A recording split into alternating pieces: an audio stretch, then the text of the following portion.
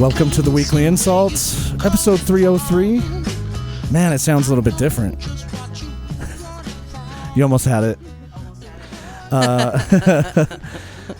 My name is Wade Lassen, if you're tuning in for the first time. I'm with my co-host, Laura Coppola. Hey. And we're missing our normal sound guy. We have Captain Ches behind the soundboard at the moment. Yeah. I did look up a name for you, though. Maestro of Noise. Maestro of Noise, Ches. Do you like that? That's a good one. Okay. And then Shelby, you were on episode 190, but you're back again. Yeah. Welcome back. Thanks.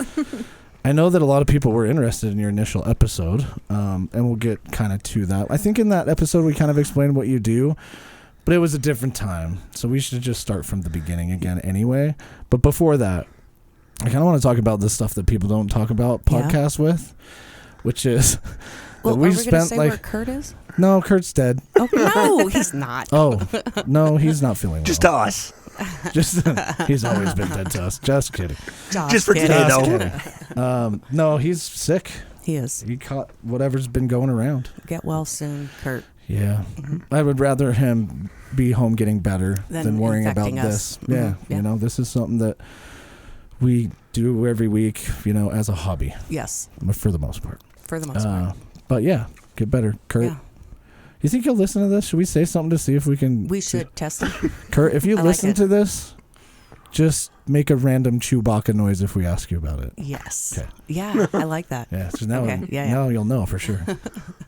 But one thing that I don't think any podcasts ever talk about, and I'm sure there are podcasts directed towards this, is just the amount of behind the scenes crap that goes on. Mm-hmm. Like, we're recording on a Tuesday, it's the 16th, and I think all of us were pretty unprepared for our normal Sunday recording, but it's also like the logistics of booking people and Shelby being so kind to show up last minute. I do appreciate that. And then, people get sick too. But at the end of the day, Kurt and I think spent a good solid couple hours fine tuning the sound again, just because things get out of whack as you do different sound checks and things like that. And then, of course, Ches, I don't think you've run the soundboard before. I have not. So it's all new. I've turned it on before, and that's about the extent of it. Hey, it sounds great. It does. You're doing good. Maybe we'll put Kurt in that chair. You never know.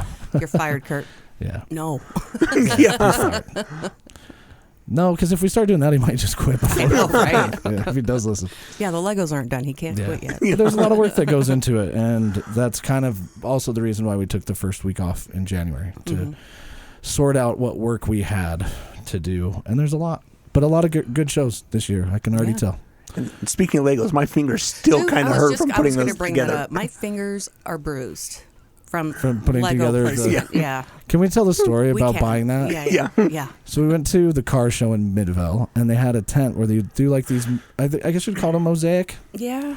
It's like a picture. We just gave them our logo, and I was kind of looking at it like, I don't know, I have a diamond painting at home that I'm really having a hard time being motivated to work on because it's tedious. And then Ches and Laura were like, yeah, dude, we're buying it. I'm like, we don't have to, guys. We're paying for it. Ches and I will pay for it. It's fine. It's going to be a good backdrop. It'll be cool, yeah. We'll put it on our photo, or we'll just put it, in the green. We can't call it the green room. Whatever that room is out there. I was going to call it something else. The band room. Yeah, the band room. Camp. Band camp room. Yeah, we need a tent. That's the only thing we're missing. Yep. But you guys got it, and you had thought originally that it came fully assembled. And so we have 10,200 and something over white 12. Legos? Over 12,000. Oh, just white Lego pieces. Oh, it's a lot. Yeah. It's a lot. So we worked on that. And they're tiny. Yeah, they're just a little half-sized one by ones. ones. Single 1x1 flat Lego. And it's not the flat. It's still got the little nub on the top. Yeah, that's why my fingers are bruised. Dude, it should have been the flat ones now that I think I know. Anyway, that's not why we're here tonight. Right. They're 32 by 32 grids, and there's 12 of them. It's a lot of Legos. Yeah. Yeah. And my so, Shelby, if you get bored during the week or something, you don't want to waste some time. Come to my house and come Lego with me. Legos with us. Just plug white Legos into. Yeah. Welcome, Shelby. Thank you again for short notice showing up. Yeah. You have a very unique job. I think that you're one of the few people in the state that has this job. Yeah. But do you want to describe what you do yourself? Because I think it's better. Yeah, and what's your official title? So my official title is just an autopsy assistant. So okay. do a variety of things all day long. You know, some days I go in and do the evisceration. Other days I take notes for the doctors. I do heads and necks. We kind of... What do you mean by heads and necks? Yeah.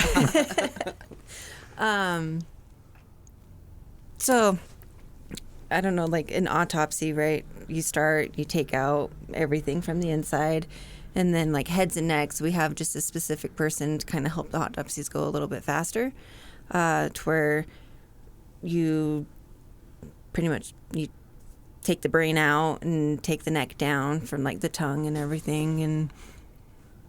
So you specialize in taking out tongues and brains and eyes. Yeah. See, I think a lot of people listening right now that maybe didn't listen to your previous episode are like, what? You know, but no, there's people employed out there in the world that do this for a living. You do, I guess you could, I don't know if I would do it an injustice by saying somebody's got to do the dirty work, but it kind of is. You're doing a job for the benefit of the deceased to help figure out why they passed, right? But part of it's for solving crimes too. Yeah, we assist in that and by collecting evidence and How did you first get into this? And why? So, you know, like from a young age, I always wanted to do like nursing, and so that's what I kind of started going to school for. And my mom works for the tissue team, so she does tissue recovery. She got me an internship up at the medical examiners because she works very closely with them. And I don't know, I did an internship for like 2 months, and they're like, hey, do you want a job? And I'm like, yeah. So it wasn't something like as a little girl you went, I want to cut bodies up. No. Not at all. Not at all. But it's something that you obviously enjoy your work. No, I love my job. Yeah, and it's something that you take a passion with. And like even just talking to you, you know, not on the air, but just as a friend, I can tell that you really take pride in what you do. And sometimes it demands a lot. That's the thing, is you don't get to control when people decide to die, you know? And so sometimes your week can get real busy with short notice, which is unfortunate, but a fact of life that has to be dealt with. Yeah. Yeah. And so I had a question, but it's gone now. It's gone? Yeah. So I spent a good part of my day Googling the weirdest things that medical examiners have found. Okay. And I don't know what your weirdest story is, but I wanted to read this one because there's a lot of gross stuff out there that people do. But this one, pennies. Yeah. The coin. They found hundreds of pennies, $6 worth, inside the skin and arms and legs of a deceased hermit. Like he was implanting them under his skin. Dude, that's kind of wild. It was wild. I thought that was pretty wild. Like, why? Maybe he was, you know how they make like copper infused, compression bracelets or something. Maybe he's like, my knee hurts real bad. I'll just put a penny in there. He was a homeless hermit that ate out every day, ordered takeout. But how does somebody like that learn how to surgically implant pennies in their body? You just insert, right? You just cut your skin open and you can implant them in. Maybe it was a pain thing. Yeah. So what's the weirdest thing, without giving out too much detail, that you've seen? I mean, we've seen everything. Right? People eat weird things. We've found dominoes in people's stomachs, straws, like anything that you can eat, people have eaten it, and you've just kind of, it's an unexpected finding, but you find it. You know, a lot of times it's people will swallow their drugs, and so that was another common accidental death, is people hiding drugs in their body. Like overdosing. Yeah. And obviously you would find the evidence of that in the autopsy, and then that helps you come to a conclusion of what might have happened to that individual. But then also I think one thing that the reason I couldn't do that job, or I'd have a very hard time, is decomposition smell. Yeah. Sometimes does it grow on you? Sometimes it does. You're not getting a body the day they died. Sometimes you're getting maybe a body that's been deceased for a month or a few weeks or something, right? Or longer. Or longer. But so for me, the weirdest thing, or the thing that I couldn't do, is like cut somebody open? Do you remember the first time that you did and how the experience was? Dude, now it sounds like we're interviewing a serial killer or something like that. Like, that's crazy. It's just the concept is weird to be like, oh yeah. Yeah. Like, that's why I couldn't be a surgeon or a doctor, because it's like, I think for everybody in their first time, you know, doing an evisceration and you're cutting somebody open, it's like you're really careful, right? Like, and as you're doing it and people are teaching you, they're like, well, you're not going to hurt them. Like, it's okay. You can cut a little bit harder and deeper. And it's like, okay. But it's very nerve wracking the first few times that you're learning how to do it, or what, like, am I going to cut this wrong? Or, is this person actually dead and they might feel it? Yeah. Right. Poke. Yeah. Are you dead? I think everybody's seen that in a horror movie before, where like there's the morgue scene and the dead person comes alive out of nowhere. Yeah. Did you have to get over any fears when you first started like that? No, that those things didn't. I mean, I watch a lot of horror movies, so I'm just like, okay. Well, I'm sure it's professional environment too, so it's like different from like the way it's made out in a movie or something like that. Yeah. Oh yeah. No, James gets so mad at me. We'll sit there and watch movies, and I'm like, that's not how it's done. And he's like, it's a movie. Like, okay. But so the other thing that I was reading today is that they actually, and I don't know if this is true, if it's fact or myth, that you weigh the body clothed and then you weigh the body unclothed and then you weigh certain organs, like the stomach, the lungs, Yeah. You know, a lot of times we don't weigh them unclothed. Mm-hmm. We'll just kind of weigh them how they come in, unless they have like a ton of stuff on them. It's going to make a huge difference on their weight. But we weigh every organ because the weight of the organ can tell the pathologist different findings, right? So depending on how big the heart is, depends if they have cardiac disease and things like that. How heavy the lungs are can depend on like if they're sick or like pneumonia. Heavy lungs can be a sign of like an overdose or drowning. You know, there's so many things of weighing the organs. We only weigh the main organs, so your heart, lungs, liver, spleen, kidney, and brain. Okay. So, and they help you basically figure out what the possible causes of death are. And those things help with like natural disease and things like that. And then we measure all the fluids and everything. So we measure the amount of gastric that's in the stomach and how much urine somebody has retained. So have you had to do a poop extraction? No. Okay. Because that's a thing too, right? Well, yeah. So sometimes we do. Like we'll run the bowel. Well, okay. I guess it depends on what you mean by poop extraction. Yeah, I don't know what it means. That was just a term. I knew you were going to bring up poop this episode too. I had to. You can't help it. I had to. So, like, if somebody dies of a GI bleed, depending on if it's an upper GI bleed or a lower GI bleed, then we'll have to run the bowel to see the color, the consistency of the stool. Okay. That can indicate a lot. That's the thing, too, that we haven't brought up yet, is I think a lot of the time it's dealing with evidence and evidence collection. So you probably have to be very specific about everything, right? And For document everything. Yeah. Mm-hmm. Yeah, and because when you're doing a case, whether it's just a straightforward overdose or, you know, you have to think of it as it could potentially go to court. So everything we do, we have to think of, if it goes to court, how is this going to look to the attorneys, the jury? If it's an insurance claim or something like that. Yeah. Everything, so. Yeah, I'm sure that gets so tedious, too, because there's probably times that you're just like, man, it'd be easier if we didn't have to do all this paperwork. Yeah, I was going to say, how much paperwork is it? It's probably more paperwork than cutting up bodies? No, well, not on my part. No. On the doctor's part, but.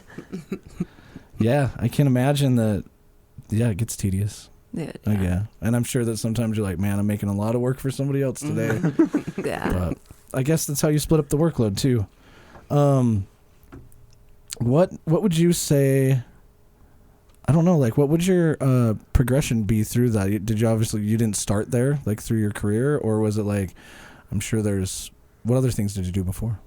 So when I started as a morgue clerk. So we have different positions, and as a morgue clerk, when I first started, it was a whole weekend. You worked one night shift a week, and then you were there from Friday to Monday. You didn't leave. You slept there. You did everything, and now. Nope. Not Could you me. do it? No. You don't think so? Mm-mm. Yeah, it's not that bad. But now it's pretty quiet, I imagine. You hope so, at least. Yeah. But back then, when I first started, right, we had 1-2 cases a day. It wasn't super busy. Whereas now, I mean, we're receiving anywhere from 1 to 16 to 20-something bodies. You know, like they daily. Oh wow! Depends on the day. It depends on the day. Mm-hmm. Yeah.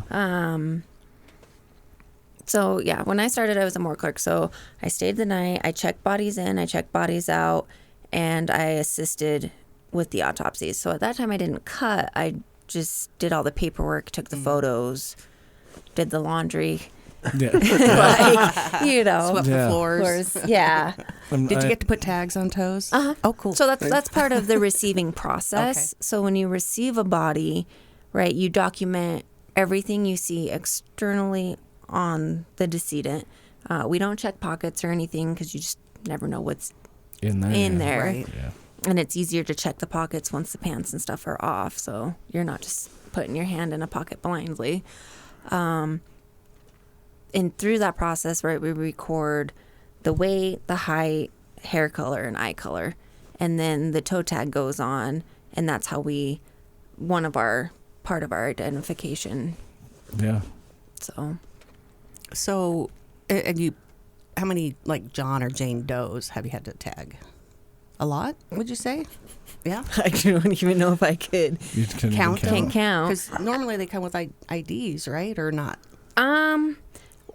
So we have strict identification processes now, so that we don't misidentify people. Mm-hmm.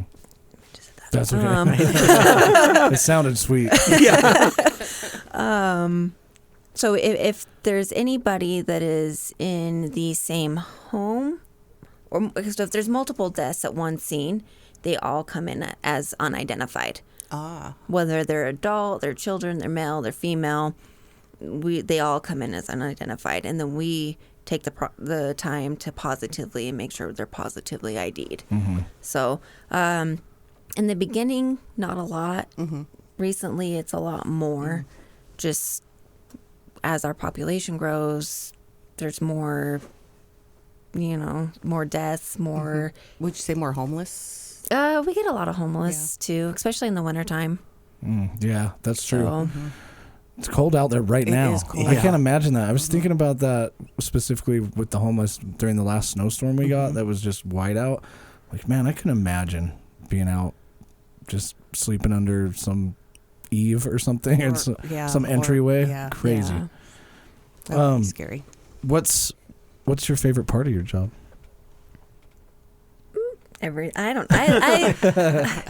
I love my job. Like, there's not a day that I don't wake up and be like, I don't want to be at work today, or like, there's days where I'm like, I don't want to work, but sure, I enjoy it, so I get up and I go. But everything's important about my job, whether it's the little things like just doing paperwork or floating and just helping other people do paperwork if it's busy. I think it's cool for me to hear what you do, because I think that like you're making a difference in somebody's lives that's still alive out there. You might be giving somebody answers or figuring out, a case or something like that. And that makes a difference. It's not just something you're doing for no reason. Like there's a solid life affecting reason behind that for a lot of people, I think. So another fact or myth I want you to bust for me, because I read this online, is families can deny autopsies. Is that true? Yeah. Even if it's like an investigation kind of a situation? That's a touchy. Yeah. part, and it varies state to state, county to county. You know, fortunately for Utah, we're one medical examiner, so we get all of Utah. We're not set up for like coroner systems and things like that. And that's just a matter of fact of being the state of Utah. That's just the way we've set up the state, I think, right? Yeah. And Utah's so small that we're not, you know, our furthest county is like 5 hours away. Yeah. Yeah. So, I just lost my train of thought. Sorry. Well, my original question is denying, you know, the family denying autopsies. Is Utah one of those states that allows that, or is it? It depends on the circumstances. Yeah. That would make sense because, I mean, sometimes you'd probably need that to get information to support building a case or something. But there's like... There's a lot of weird things with just like death in general and religion. Yeah, sometimes you can't do that, you know, and there's very specific things which I'm sure you deal with all the time. Yeah, and we try to accommodate as much as possible. Yeah. You know, it's a little bit harder when it's like a homicide and things like that to be like, okay, well, but for the most part, like our doctors will do their due diligence, and if a family's like, no, we don't want an autopsy, then they'll call them and just explain to them. Yeah. Like, this is what the autopsy is going to do. If we don't do one, this could potentially be signed out as undetermined, and then you'll never know, like, what actually happened. And our doctors will take that into consideration when they do their exams and things. And a lot of times they accommodate that for the family, especially if it's, like, religious regions and things like that, then. Yeah. So we'll kind of a second question to that is insurance companies, do they require autopsies to pay out insurance, like life insurance? I don't know that specifically. I think a lot of them go off of what the death certificate is signed as, right? So I never really have thought about that. That's actually a good question because if you have a life insurance policy and you die, you'd think it just pays out.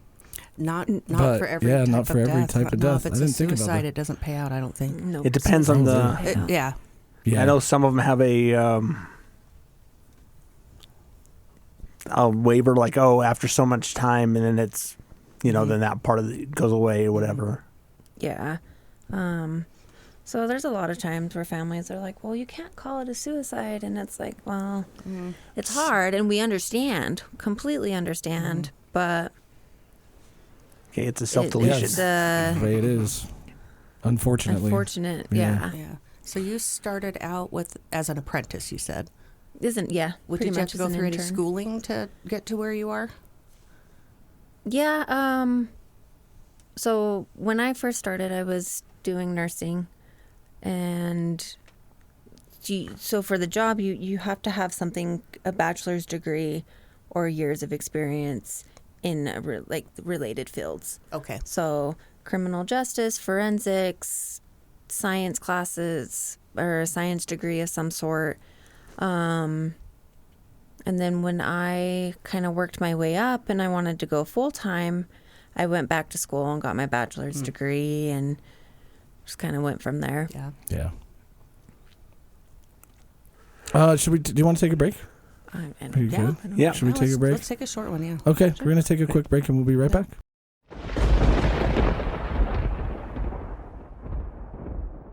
And we're back. Hey. Episode 303 with Shelby, who does autopsies, which is really interesting because I think everybody kind of puts themselves, like, listening to the show, I'm sure listeners are putting themselves in your shoes, like, I wonder what that would be like, you know? And if you're wondering why we're being a little bit vague about things, it's because we have to be. There's a lot of things around people passing away and religion and open cases and things like that you just can't. It's just inappropriate to ask that stuff on air, I think, first of all. But everything's handled differently, right? Of course, you explained a little bit earlier about like religious requests and things like that are honored, and they're all handled differently based on religion. But that's why we're not getting into that. One thing that I think is really like relatable ground is we were talking like inconvenience, but like work inconvenience. And I'm going to bring it up anyway, but you don't have to like, when I go to work and I have like a lot of extra work on my table, it's not like I'm inconvenienced. It's just like, dang, it's going to be a rough day at work. Yeah, I'm going to be here 30 minutes, 40 minutes late today. Yeah. Is that like the same thing you feel when you get like a lot of bodies in a day? Maybe you're like, it's going to be a day, but okay, I guess I'm now in this day. Yeah. Does that make sense? Mm-hmm. What's like one thing we didn't ask that I think might be interesting is what's like the preparation for an autopsy? Like do you just get the body and take pictures and document, or is there more to it? It depends on every case. So every case is a little bit different. Some cases are more straightforward than others. It depends on if it's a homicide, suspicious, straightforward overdose. Every case is a little different. If it's just a straightforward case, we pull the body out. The doctor does their external examination. So we document clothing, all the personal belongings, and then we take our photos, right? Photos consist of just overalls of the body and any close-up identifying markers like tattoos and scars. And then after we kind of do the whole external examination, then we do the internal examination and all the documentation of that. Okay. And that all makes sense because it's just like anything else, right? Like if a checklist. Yeah. You're just preparing. We're just basically taking inventory on what you received and how it all looks. That totally makes sense. Who in the end ends up paying for an autopsy? Does the family doesn't pay for it, right? No, autopsies are free. Yeah. Unless you specifically request one, and if it doesn't fall under our jurisdiction and you want one, then you can pay someone to come in and do an autopsy. Okay. But through the state, like, they're free. Because like that makes sense too. Because it'd be like a state service, you know, like they're gonna do it. Well, and based on not everybody that dies has to have an autopsy, right? No. Yeah. No. There's so many stipulations that require you to have one or not have one. Hospitals do free autopsies too. So if your loved one dies in a hospital and they don't qualify, meet the medical examiner's qualifications for an autopsy, I guess, or to have to come into our office, you can request a hospital autopsy. Oh, that's kind of an interesting... Sorry, go ahead. Nope, go ahead. It's kind of interesting. This is just an interesting factoid. I don't know, maybe it's not even that, but you technically get to see everybody's last meal. Oh, yeah. Well, depending on how soon they ate, though. True. I mean, so it's within 6 hours or something, the stomach content's usually emptied? I have no idea, to be honest. You haven't really kept the body there for 6 hours to check it out. No. Well, no. How many autopsies have you done? No, it's from when you last ate to when you died. Yeah. If it's been like more than I think it's like 6 hours, that's gone through your stomach and it's no longer there. Well, how many stomachs are empty versus not empty? It just depends. Depends. I was just curious. Yeah, that's a general question. Yeah. I don't know. Yeah. Yeah, and I don't think there's like an actual timeline, right? Because everybody digests differently. So just kind of like we record it, like what stomach contents is, like if it's partially digested food or if it's liquid, or I'm sure the doctors know a little bit more about that than I do.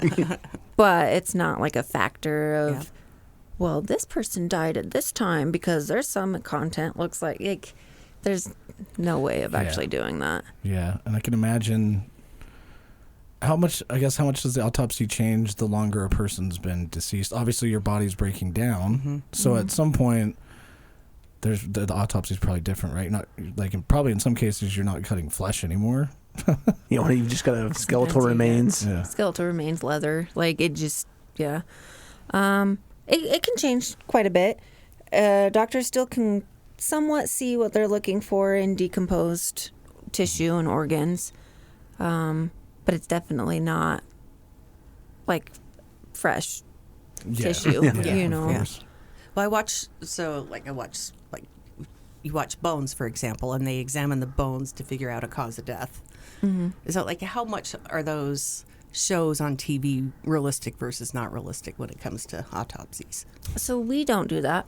No. If we have skeletal remains, the most that we'll do is we can boil them down to the actual bone, and then we have a actual anthropologist come in and they do the examination of the bones, and it's crazy to me what they can do, because they can look at the bone and be like, oh, this is a post-mortem injury, this is a pre-mortem injury. Wait, yeah, that's crazy. Yeah, that is crazy. Yeah. Or they can tell male versus female. They can tell age, race, ethnicity. Like, it's crazy. That is really interesting that we know so much about like ourselves, our bodies, and then there's a lot of things that we still don't know, that we, especially just about being alive. Yeah. It's also admittedly a little bit easier to do investigation when you're not alive. Because, I mean, I'm not going to, like, if you're like, I don't know, I got this bump on my elbow, you're not going to cut it open and be like, let me just take a look. Let me look at that bone. Yeah, check it out. Do you have anything, Laura? I'm still looking for a few things. There's a couple more things, but how long does the average autopsy take? It depends on the case. So, if it's just an external examination, it can take 15, 20 minutes, depending on the type of case it is. That seems so fast to me, though, for some reason. Well, and we were talking on break about how long it took you to do your very first one versus how long they're taking now, which I think is fascinating, too. Because then it just becomes robotic, right? It's because you know how to do it at that point. So, like, my first autopsy took 2+ hours. But then now it's like I can do it in 10, 15 minutes, depending on the type of case it is. But it's repetitive motion, right? Yeah. Like, once you've been doing it for as long as I have been doing it, you just know. Yeah. And how long have you been doing it? So I've worked at the medical examiner for about 9 years now. And then I've been doing autopsies since 2018, 2019. So a few years. Just a few. 2+ hours to 10 minutes. That's a huge increase of productivity. But I think that's really a really interesting statistic to say, because it's just like any other profession. I think there's probably a lot of like mystery around like how that all works. And of course it's because unless you're like in that field, you're not like, the public can't go watch. You know what I mean? Yeah. You can't go like figure that out. You have can't to do be a tour in the of the medical examiner's office while we're doing it. Just like any other profession, though, the more you do it, the better you get a skill at it. Just like anything else, and that totally makes sense. But it's just not something that you would put together right away. When you mentioned that, I was like, that's really interesting, just because I would have never thought of that. Yeah. So, 15 minutes. You're still going to be there long. Yeah. But why does it matter? You're dead anyway. Right. That's quadrupling your productivity. I mean, you went from 4 a day to 4 an hour. Maybe you need a raise. Yeah. So where do you go from here to what you're doing? What's your aspirations? Where's the next step for you? For me,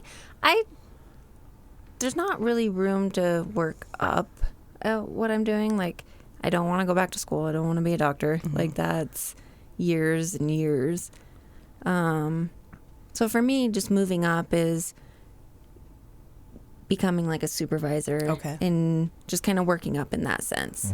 Yeah. So training other people. Which, that's another whole thing. Management. It's fun. Yeah. I think it is really cool that you like what you do enough that you're going to be there forever. You know? And that's I think that people also say, like, if you love what you do, you'll never work a day in your life, but you will. Yeah. Like, it'll always be work, to a certain degree, but at least you enjoy doing it, so it makes it easier to get there. Yeah. I'm sure there are some situations that you encounter that are pretty difficult. Like, we've pretty much touched on, at least in my mind, you think of an autopsy as like somebody who may have been older or somebody that overdosed, but you also do autopsies on children too. Yeah. Was that hard at first, or is it kind of like just part of the job thing?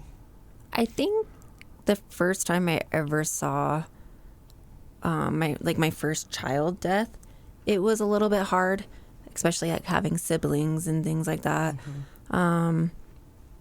But as you do it more and more, the more it's still there. It still kind of bugs you, but it doesn't bug you as much. Yeah. And then you're there to kind of help that family move on of, okay, what happened?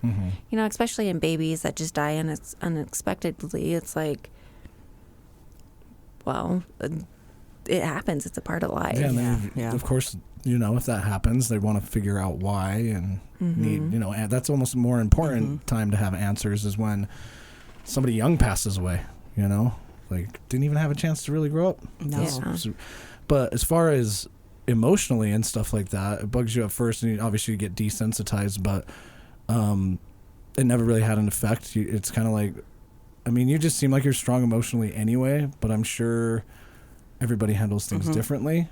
And I'm sure that you have some support if something really bothered you or something like that. Well, and I was going to ask that question as a follow-up is the more difficult or challenging cases that you do they require you or offer counseling or any kind of support services? They have them. You can request to go see someone or talk to someone. But it's not required? No. Okay.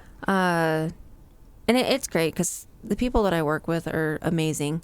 So if anything's ever bugging you about a case or you can confide in them and just be like, hey, I'm feeling this way. And they'll talk with you about it.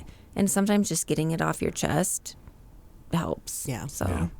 Yeah, I can see that. And I think that most companies offer that just in general these days. I was sort of thinking the more traumatic things like cops, for example, that they see or if they are involved in a shooting or they're required to have counseling. Yeah, I imagine that people that come across the table can sometimes be pretty disfigured. I'm sure that I'm sure it's not portrayed right in horror movies necessarily, but I'm sure. Is it pretty close to horror movies? Yeah. Right. Prove me wrong. There's things you see and you're like, yeah, that comes straight out of a horror movie. But it's part of life. Yeah. It happens and unfortunate accidents happen. So You know what's crazy to me is that when you think about wars going on around the world and bombs being dropped, that there's people that are doing that while they're pretty much being shot at. Yeah. You know what I mean? Yeah. You've got a place you can go and the dead people come to you. Yeah. You don't have to go to them. Yeah, you're not getting shot at. But you're right. I think that's very important. It's a fact of life. We all think about death. We all want to know what happens afterwards. But at least that your body's being well taken care of. Yeah. Right?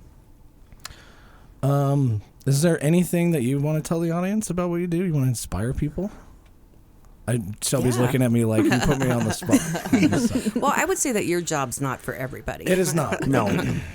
No, it definitely isn't. Do you have interns that come through that you mentor, coach, or because you said you started as an intern, right? Mm-hmm. Yeah, and I just recently took on being over the interns, and for them it's a good experience because they're interested in the field, so they can come in and see, is this for me? Can I handle this? Is this what I actually want to do or go into? So are you able now pretty much just to judge somebody when they come in within the first day or so? You're not going to make it. No. You don't all secretly go to coffee and go, oh, not going to make it. No. I think by the time you get the internship, you probably know what you're in for. Yeah. I don't think there's any no, don't worry about it. You'll be fine. Now, wait, what is this I'm here for? Yeah, surprise. Yeah, I think a lot of it too, everybody has something that they just can't handle, right? Yeah. Some people it's the eyes, right? Because when we draw tox, we draw vitreous and we can test it for electrolytes and alcohol levels and things like that. But you have to poke the eye with a needle. So it's some people are I can see people I can do that. Yeah, internalizing it, thinking about what that's got to feel like. That's got to be a very weird part of the job just to be because you have a body as well, and then you're okay, well, let me just cut this part or whatever. I would think about that all the time is what I'm getting at. I have a question how far do you poke the eye? Is it too far is too far? Or what gauges the needle? Yeah. And did you mess up any time? Have you ever messed up? Oh, yeah. Oh, yeah. There's been so many times because it just takes practice. The first time I probably ever drew vitreous, I sucked up retina, or I put the needle in too far and hit the other side of the eye. Like, there's so many things. Yeah. And it just takes Somebody practice. just turned the episode off. Sort of like the needle's got like everybody's depth curious gauges about on them. these questions. No, so it's just practice. Yeah. How do I put this question?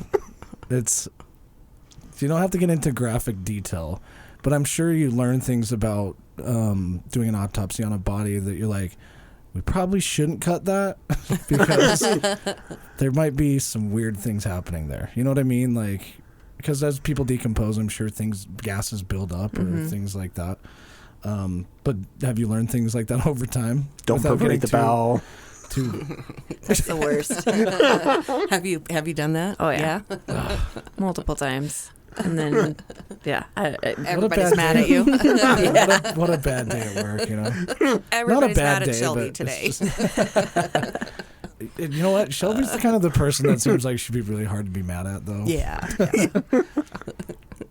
And that's kind of an interesting thing, too, is you're like the nicest person, right? Yeah. And you're very soft-spoken and you're quiet, but you're always nice to everybody, and then your job is to cut people. You know? And we have made the jokes, and I know that you've probably heard them all, but it's like, you got to die first. You know what I mean? Yeah. Like, that's the only way this works out. Yeah. We're all like, I don't know. We're going to end up on your table? We might. You never know.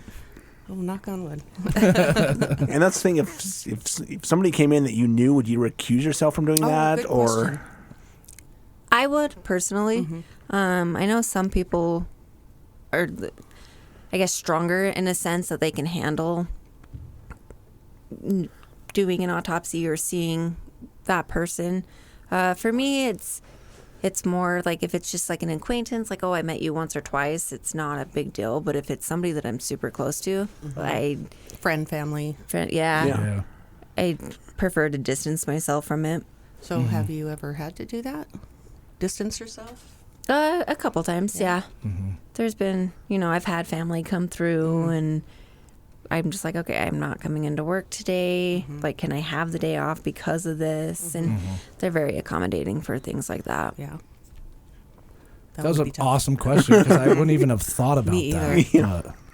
In the state, like the situation that we live in the state, that everything has to go through, like that's of course going to happen. And of course, and like just like any other workplace, I'm sure, like you said, they're accommodating and they're like, no, it's totally fine. Like they're not going to be like, no, sorry, you're have on the to. schedule today. Yeah. Like you work at Olive Garden, but for dead people.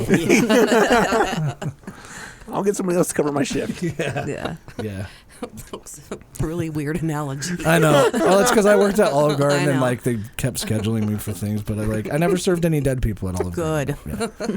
Anybody ever die at Olive Garden? I don't want to know. Not to my knowledge. No, not at the location I was at. Okay.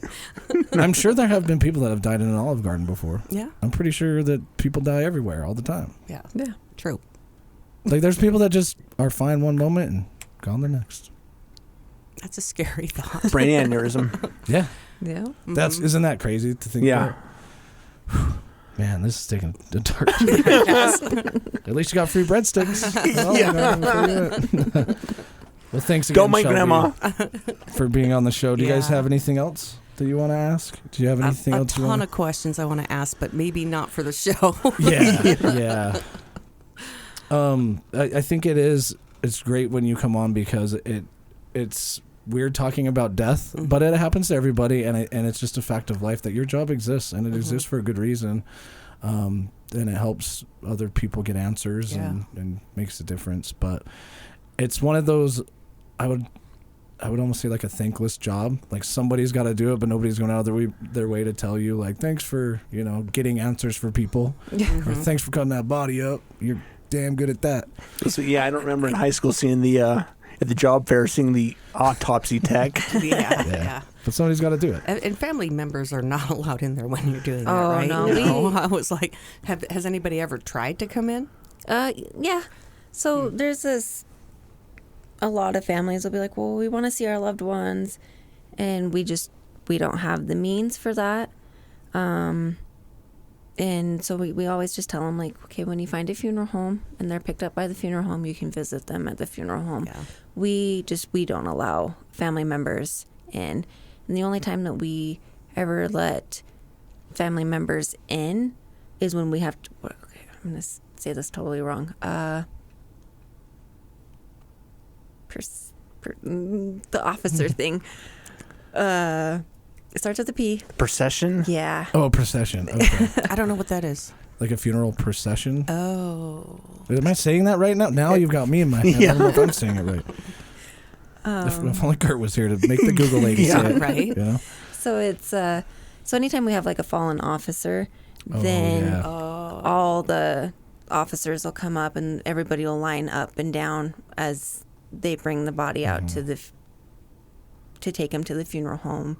I mean, it's not often. So it's after autopsy. It's after autopsy.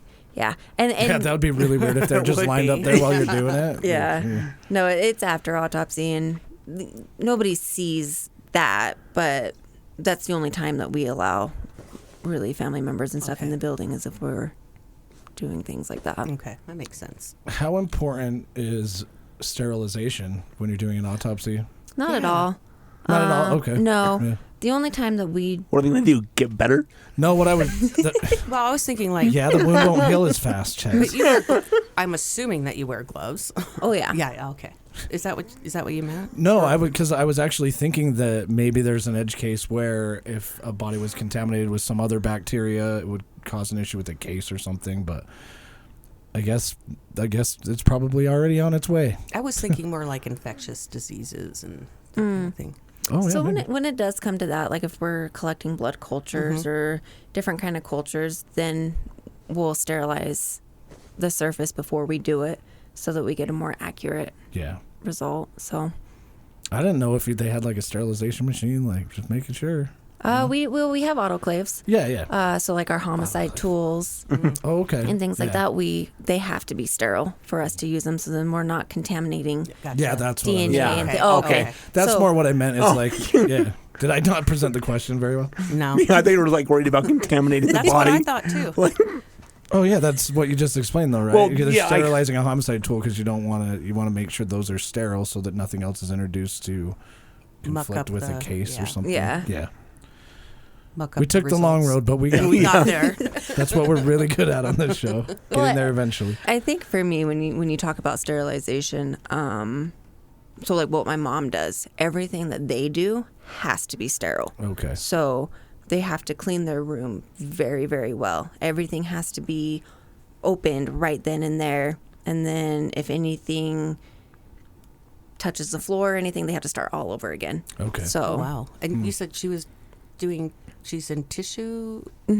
tissue recovery. Tissue recovery. Yeah, that would make sense too because I can imagine if I don't know, just having a clean environment would guarantee that you get a better sample and things like that.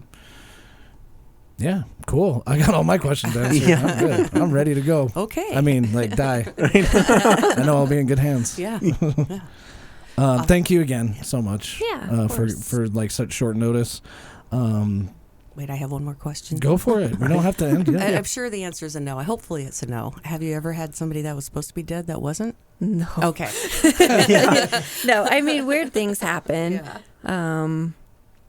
I mean, bodies make noises as you touch or cut different things, but no, You ever had one sit up nobody's on you? ever woken Never up. had any- woke up. You ever had one sit up? Like, hey, Yeah. it hurt. No. So just Okay, for the good. listener, the way that Shelby answered that question, because that's like the horror movie thing, It is, right? yeah. Like you're about to cut into somebody, they're like, "Wait, they're alive." The look on her face was like, "That has never never and will never happen." Wait, he shouldn't be bleeding like that when I cut him.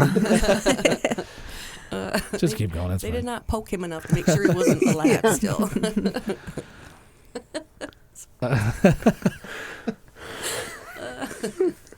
This is Well, on a lighter note too, it's a little bit of shorter episode, but I know you're in the middle of a very stressful thing, which is trying to find a house. So you got a lot going on. So we'll let you go, and you're tired. You know, you came here straight from work, pretty much. And you worked how many hours today?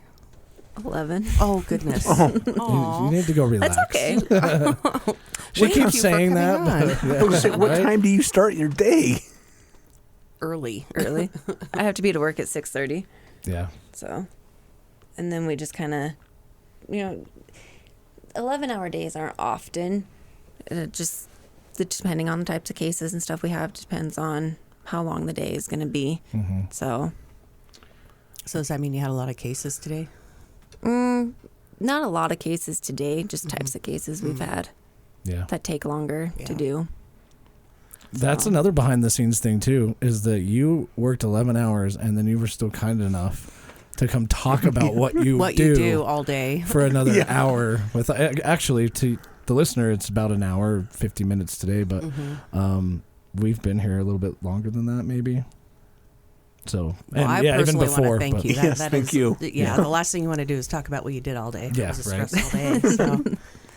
All right, well, this has been your weekly InSalt.